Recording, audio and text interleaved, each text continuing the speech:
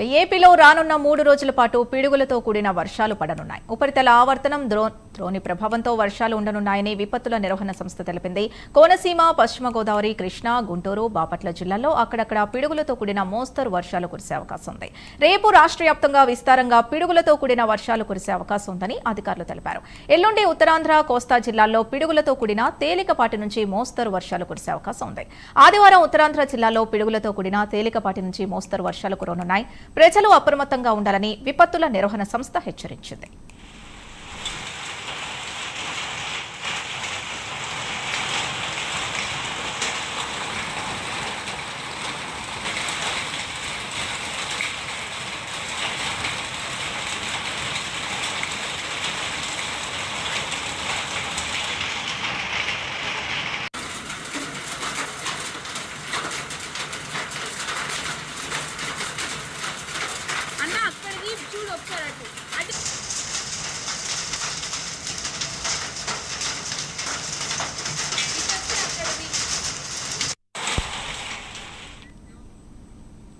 ఏపీలో మరో 3 రోజుల పాటు కురవనున్న వాతావరణ హెచ్చరికలకు సంబంధించి పూర్తి డీటెయిల్స్ మా కరెస్పాండెంట్ శ్రీహరి అందిస్తారు. శ్రీహరి.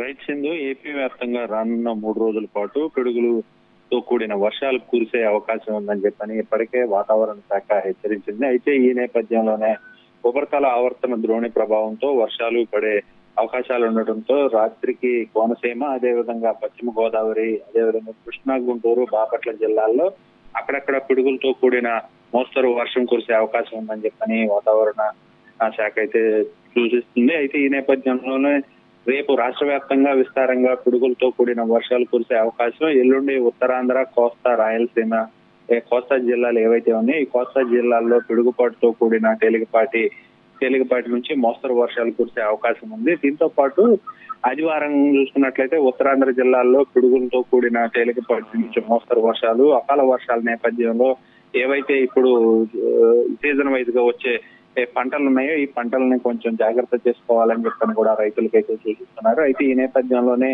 మినుము, ఏదైతే పెసర, అదేవిధంగా మిరప, పసుపు, ఇతర పంటలను తడవకుండా జాగ్రత్తగా భద్రపరుచుకోవాలని చెప్పని అయితే వాతావరణ శాఖ అధికారులు సూచిస్తున్నారు. దీంతో పాటు ప్రజలు కూడా అప్రమత్తంగా ఉండాలి. ఉరుములు మెరుపులతో కూడిన వర్షం పడే సమయంలో చెట్ల కింద ఉండరాదు. అదేవిధంగా ఏదైతే సేఫ్టీ ప్లేసెస్ ఏవైతే ఉంటాయో ఆ ప్లేస్ లోనే ఉండాలి అని చెప్పని కూడా వాతావరణ శాఖ అయితే సూచిస్తుంది. అయితే ఏదైతే ఇప్పుడు విస్తార వర్షాల కారణంగా కూడా కొంత రైతులు ఏదైతే మామిడి పంట ఇట్లాంటివి ఉన్నాయో ఇవి కూడా కొంత నష్టపోయే అవకాశం కూడా కనబడుతుంది. ఈ నేపథ్యంలోనే రాష్ట్ర విపత్తుల శాఖ అయితే దీనికి సంబంధించి హెచ్చరికలు అయితే జారీ చేస్తుంది. Right, thank you Srihari.